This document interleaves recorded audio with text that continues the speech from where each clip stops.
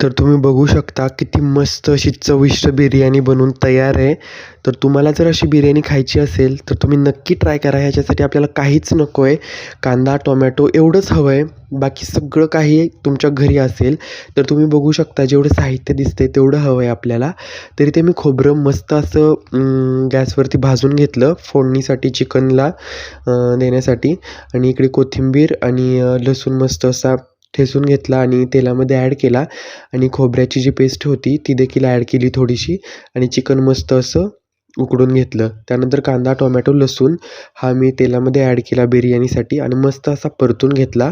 तुम्ही लवकरात लवकर सबस्क्राईब करा. सबस्क्राईब करायला विसरू नका आणि व्हिडिओ पूर्ण बघा. त्यानंतर ॲड केला चिकन मसाला, त्यानंतर घरी बनवलेला मसाला, लाल मिरची पावडर आणि बिर्याणी मसाला.